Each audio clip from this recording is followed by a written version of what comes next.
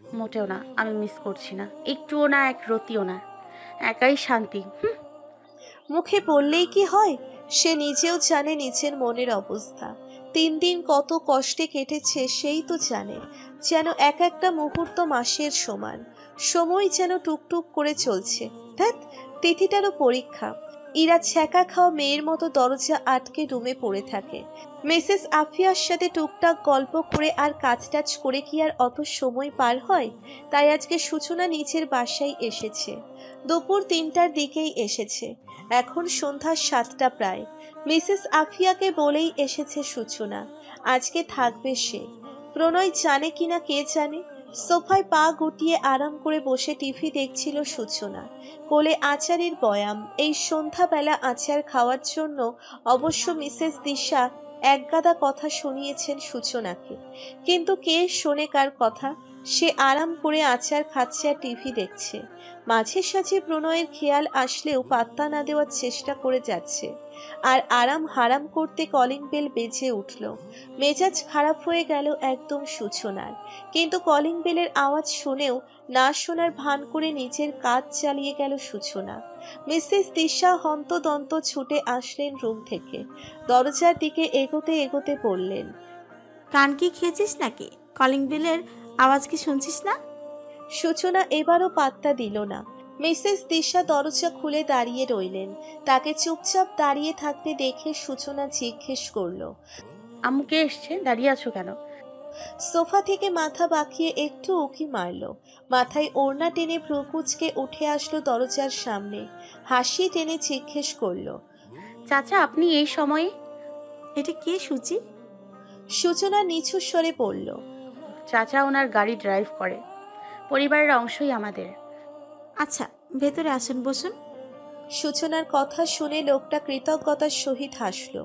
ইতস্তত করছিলেন ভিতরে আসতে, কিন্তু সূচনা জোর করে নিয়ে আসলো। সোফায় বসেই লোকটা বলল, আম্মা তাড়াতাড়ি রেডি হয়ে এলাম, আমি আপনারে বাসায় নিয়ে যাইতে আসছি।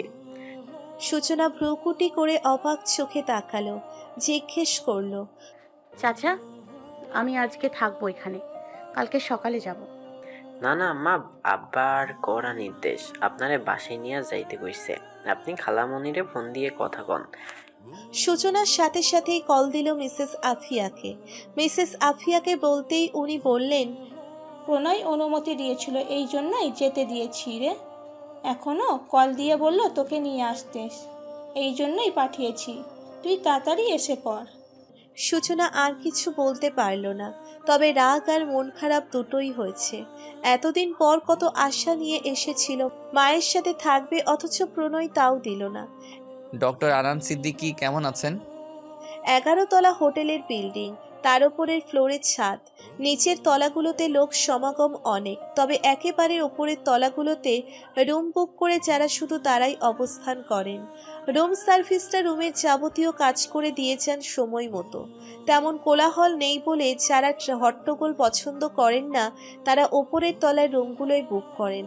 আনান সিদ্দিকী পেশায় তো ডক্টরই, দেশের বাইরে ছিলেন। দেশে তার নিজের হসপিটাল আছে একটা। এত বছর ম্যানেজারের হাতে সব দায়িত্ব দিয়ে চলে গিয়েছিলেন, খবর রাখেননি কোনো। পরিবারে কেউ নেই বললেই চলে। বিয়ে করেছিলেন, কিন্তু ওনার স্ত্রী চলে গেছেন বিয়ের মাসখানেকের মাথায় তার প্রেমিকের সাথে। তারপর আর বিয়ে করেননি উনি। হসপিটালের হিসেবে ঝামেলা হয়েছে। গণ্যমান্য কোনো ব্যক্তি নাকি মামলা করেছেন তার হসপিটাল অথরিটির বিরুদ্ধে, সাথে ম্যানেজারের বিরুদ্ধে। ওনার বিশ্বাস ম্যানেজারের কিচ্ছু করেনি, কিন্তু পরিস্থিতি উনি সামলাতে পারছিলেন না, তাই বাধ্য হয়ে এসেছেন। অনেকটা ভয়ে আছেন উনি, এত বছরের রাজ না খুলে যায় সেজন্য। হোটেলের 9 তলার রুম নিয়েছেন উনি। রুমেই ছিলেন উনি। ওনার ম্যানেজার হাবিব সাহেব ডেকে এনেছেন ছাদে। ছাদের এক কোণে দাঁড়িয়েছিলেন চুপচাপ। তখনই উক্ত বাক্যটুকু শুনে পিছনে ফিরলেন উনি। বর্তমানে ঘাবড়ানো আর প্রশ্নসূচক মুখশ্রীতে সামনে তাকিয়ে আছেন। তার সামনে দাঁড়ানো প্রণয় আর তন্ময়। তার কাছে অপরিচিত এই দুটো মুখশ্রী। তার দৃষ্টি পড়তে প্রণয় বা তন্ময়ের সময় লাগেনি। পাঞ্জাবির পকেট থেকে ফোন বের করলেন হাবিব সাহেবকে কল দেওয়ার জন্য, কিন্তু তার আগেই উনি উপস্থিত হলেন সেখানে। আনান সাহেব ব্যতিব্যস্ত গলায় জিজ্ঞেস করলেন, এসব কি হাবিব? এরা কারা? আমাকে চিনেন? পথ আটকেছে কেন ভাবি? হাবিব সাহেব নিশ্চুপ রইলেন। আনান সাহেব যেন রোবটের ন্যায় বারবার কথাগুলো জিজ্ঞেস করলেন, কিন্তু প্রতিবারই হাবিব সাহেব চুপ। শুধু বললেন, জানি না স্যার, ওনাদের সাথে আপনার কি হিসাব আপনি জানেন। হাবিব সাহেব কথাটা বলতেই প্রণয় বলে উঠল, ঠিক বলেছেন হাবিব সাহেব, আপনার বুদ্ধি আছে। You are intelligent enough. তা ডক্টর আনান বললেন না কেমন আছেন? আনান সিদ্দিকী, বাহ কি সুন্দর নাম। আবার সাদা ফকফকে পায়জামা পাঞ্জাবি লাগিয়েছেন। সাদা তো শুভ্রতার প্রতীক। কত সুন্দর পবিত্র মতো নিজেকে সাজিয়ে রেখেছেন লোক সম্মুখে, অথচ কাজকর্ম এত নীচ কেন স্যার? তুমি কি বলতে চাইছো? ফাজলামে করছো? আমার সম্পর্কে ধারণা আছে কোনো? আমার যতটুকু আছে অতটুকু যথেষ্ট, কিন্তু আপনার ধারণা নেই আমি আপনার কত বড় ক্ষতি করতে পারি। মানে? বছর কয়েক আগে একজন ভদ্রমহিলার পোস্টমর্টেম রিপোর্ট বানিয়েছিলেন, ফেক রিপোর্ট। তাকে মার্ডার করা হয়েছিল। আপনি তারই মার্ডারের টাকা খেয়ে ফেক রিপোর্ট বানিয়েছিলেন যে রিপোর্টে স্পষ্ট উল্লেখ ছিল সেই মহিলা সুইসাইড করেছে, রাইট? মনে পড়ে কিছু? লটকানো মুখ নিয়ে প্রায় 8টার দিকে বাড়ি ফিরল সূচনা। মিসেস আফিয়া আর ইসহাক সাহেব ড্রয়িং রুমেই বসেছিলেন। সূচনার মুখ দেখে মুখ টিপে হাসলেন মিসেস আফিয়া। এগিয়ে যেয়ে সূচনাকে টেনে নিচের কাছে বসালেন। ইসহাক সাহেব গম্ভীর স্বরে বললেন, ফ্রেশ হয়ে নাও, বাইরে থেকে এসেছো, আফিয়া কিছু খেতে দাও। এতটুকু বলেই উঠে চলে গেলেন উনি। সূচনা অবাক হলো না। ইসহাক সাহেবের কথাবার্তা এমন গম্ভীর, বা উনি মানুষটাই যে গম্ভীর স্বভাবের তা এখন বুঝে গেছে সে। তবে তার গম্ভীর মুখশ্রীর আড়ালে যে মায়ার পরিমাণটাও অনেক বেশি তা ও বোঝা যায়। মিসেস আফিয়া দু চার কথা বলার পর ফ্রেশ হতে বলে রান্নাঘরে চলে গেলেন। সূচনা রুমে চলে আসলো। তিথি ইদানিং বেশিরভাগ সময় রুমেই থাকে। মেয়েটাকে কত বলে সূচনা যে একটু বাইরে আসো, সারা দিন রুমে থাকলে একঘেয়েমি চলে আসবে, পড়তেও ভালো লাগবে না তখন, কিন্তু সে রুমেই থাকে। ফ্রেশ হয়ে তিথির রুমেই গেল সূচনা। পড়ার টেবিলে বই খোলা, কিন্তু তিথির দৃষ্টি বইয়ের মধ্যে না। সামনে তাকিয়ে হাতে থাকা কলম নাড়াচাড়া করছে। সূচনা পেছন থেকে চেয়ে জিজ্ঞেস করলো, সামনে কি নন্দিনী? যেন চমকালো তিথি। আরে ভাবি, তুমি কখন এসেছো? এই তো একটু আগেই। ভালোই করেছো এসেছো, একা একা ভালো লাগে না। আমি আসলে কি, তুমি সারাক্ষণ বইয়ে আর ইরা রুমে ডুবে থাকে, আমি তো একাই থাকি। দিনাপুই ভালো ছিল, কত কথা বলতাম, হোক সেটা পড়ালেখা রিলেটেড, অন্তত খালি বসে থাকতে হতো না। ইস, আমাদের উপর অভিমান করেছো? শোনো, আমি না এতক্ষণ ভাবলাম যে তুমি ঠিকই বলেছো। একটানা রুমে বসে পড়তে পড়তে একঘেয়েমি চলে আসে, আর পড়তেও ভালো লাগে না তখন। তাই পড়ার ফাঁকে ফাঁকে একটু ব্রেক নিব, আর ওই সময়টাই তুমি আর আমি আড্ডা দিব, ঠিক আছে না? সত্যি? তবে ইরাপুর কিছু করতে হবে। কি যে হয়েছে আল্লাহ মালুম। তুমি ভেবো না সেটা নিয়ে, ছোট্ট মাথায় চাপ পড়বে, বুঝলে? পড়ো তাহলে, কিছু লাগলে ডেকো। ঠিক আছে, ডাকবো। তিথির রুম থেকে ইরার রুমের দরজার সামনে দাঁড়ালো সূচনা। বার কয়েক ধাক্কা দিলে দরজা খুলল ইরা। সূচনার কেন যেন ইরাকে স্বাভাবিক মনে হলো না। সে হালকা করে উঁকি মারল রুমে। তার রুমটাতেও কেমন অন্ধকার, গুমুট ভাব। ইরার চোখ মুখ ফোলা। কিছু জিজ্ঞেস করার আগেই ইরা দুষ্টু হাসি হেসে বলল, তোমরা কি শুরু করেছো বলো তো? ভাইয়া আমাকে ফোন দিয়ে তোমার খবর নেয়, তুমি আবার আমাকে খুঁটিয়ে খুঁটিয়ে জিজ্ঞেস করে ভাইয়ের খবর নাও। একজন একজনকে কল দিয়ে তো জিজ্ঞেস করতে পারো, নাকি অভিমান করেছো? তোমাদের অভিমানের চক্করে আমি ফোন রিসিভ করতে করতে পাগল হয়ে যাবো মনে হচ্ছে।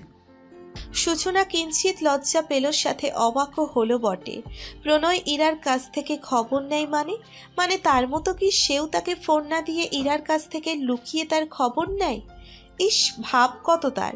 নিজে ফোন দিলে যেমন হাইট কমে যাবে, যত সব। ভাবি, হ্যাঁ হ্যাঁ, কোথায় হারালে? কোথাও না, ইরা তোমার সাথে কথা আছে।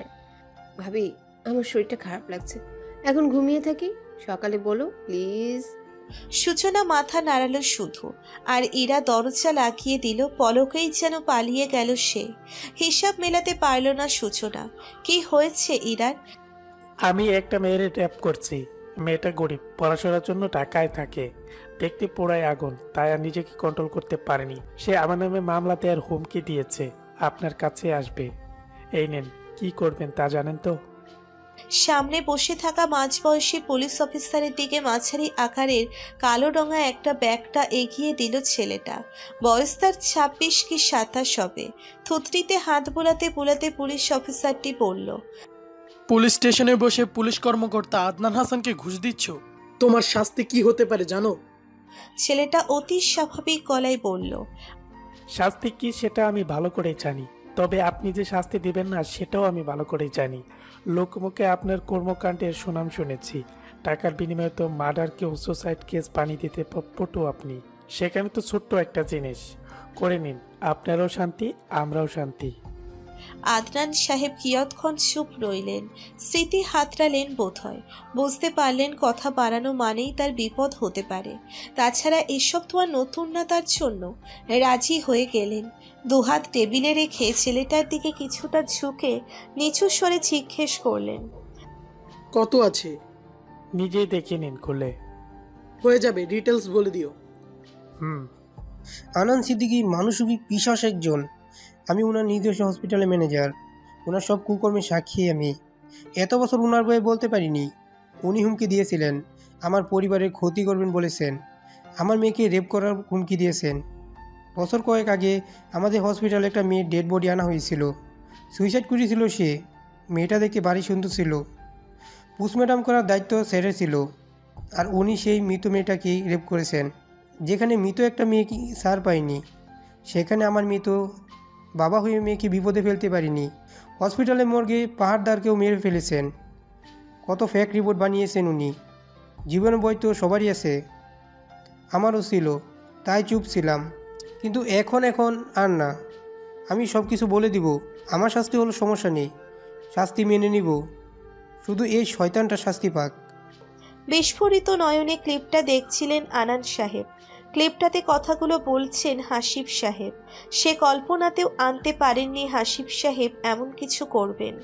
রাগে চিন্তায় রীতিমতো কাঁপতে লাগলেন উনি। বয়সও তো কম হয়নি, টেনশন এখন নেওয়া দায় তার। কি ভাবছেন ডাক্তার সাহেব? এসব কিছু মিথ্যা, ফাঁসানোর চেষ্টা করছম। আমাকে বোকা মনে হয়? আপনি নিজেও জানেন, তাই আপনার সাথে কথা বাড়াবো না। কালকে সকালের মধ্যে এই ভিডিও ক্লিপটা ভাইরাল হয়ে যাবে। শুধু হাসিব সাহেবের সাথে থাকুন আপনি। তন্ময় চলো। অলস মেঘলা মন আমার আবছা ঘরের কোণ, চেয়ে রইতো ছুতে চাইতো তুমি আসবে আর কখন। শ্রান্ত ঘুঘুর ডাক, ধুলো মাখা বইয়ের তাক, যেন বলছে বলে চলছে থাক, অপেক্ষাতে থাক। বাহ, আমার বিরহে দেখছি কাতর হয়ে গেছো। রাতের আকাশে মেঘের ভেলা। কার্তিক মাস এটা। একটা সময় পুরো কার্তিক মাস জুড়ে বৃষ্টি হতো তুমুল বেগে, কিন্তু এখন তেমন হয় না। অবশ্য আজকের আকাশ যেন বৃষ্টির বার্তা দিচ্ছে। মেঘেদের মিলন হয়েছে আকাশে, বাতাসের বেগও বাড়তি। দেখে মনে হচ্ছে তুমুল বর্ষণ হবে আজকে। সেই সময়টাতেই ব্যালকনিতে দাঁড়িয়ে গুনগুন করছিল উপরোক্ত গানটুকু। তখনই কানে এলো বাক্যটা। চকিতে পাশে তাকাতেই দেখা গেল আসমানি রঙা টি শার্ট আর কালো রঙের ট্রাউজার পরে গ্রিলে হাত রেখে দাঁড়িয়ে আছে প্রণয়। প্রথমবারের মতো সূচনা এবার আর বোকা বনে গেল না। আবারও তার কানে আসলো, আমার বিরহে যে তোমার এই অবস্থা হয়েছে জানতাম না। আনমনেই সূচনা বলল, জানবেন কিভাবে? আপনি তো আর আমার খবর রাখেননি। কে বলেছে খবর রাখিনি? তুমি আমাকে কত মিস করেছো আমি কিন্তু জানি। এমনকি কল্পনাও করো আমায়, ঠিক যেমনটা এখন করছো। আপনি ঠিকই বলেছেন, আমি মিস করছি আপনাকে। আপনার বিরহের সত্যি কাতর, শূন্য লাগে আপনাকে ছাড়া। কোনো কিছুতে মন বসতে চায় না, খালি বসে থাকতেও ভালো লাগে না। তৃষ্ণা জেগেছে চোখে, যে তৃষ্ণা আপনাকে না দেখে মিটবে না। আপনি আসবেন না সত্যি সত্যি? আপনি তো বাকি কথা মুখেই রয়ে গেল। তার কল্প প্রণয় নেই, মিলিয়ে গেছে কল্পনাতেই। দীর্ঘশ্বাস ছাড়ল সূচনা। এতক্ষণ যেন কোনো ঘোরের মধ্যে ছিল সূচনা। আমি কি সত্যিই আপনাকে মিস করছি? চোখ বন্ধ করে মনকে প্রশ্ন করল সে। উত্তর আসলো, তোমার অসুখ করেছে, যেই সেই অসুখ না, মনের অসুখ, হৃদ কমলের অসুখ। সে অসুখ সারাতে হলে তোমার তাকে প্রয়োজন, যে এই অসুখের সূচনা ঘটিয়েছে। ফট করে চোখ মেলল সে। দুহাতে মাথা চেপে ধরে নিজেই নিজেকে বলল, পাগল হয়ে গেছি আমি, সত্যি পাগল হয়ে গেছি। একজন সুস্থ স্বাভাবিক মানুষ কখনোই এমন আচরণ করে না, কিন্তু প্রেমে পড়লে কোনো মানুষ কি স্বাভাবিক আচরণ করতে পারে? তাদের ব্যবহারে তো পরিবর্তন আসে। প্রেমের ছোঁয়া লাগলে হায়, দম বন্ধ করা অনুভূতি। এবার সত্যি শ্বাস আটকে যাবে বোধহয়। ব্যালকনি থেকে এসে সোজা রুমে এসে শুয়ে পড়ল বিছানায়। মেঘ গর্জে উঠালো আচমকা, চমকে উঠল কিঞ্চিত সূচনা। হুট করে চিন্তা চেকে বসল মনে। আনমনেই বলল,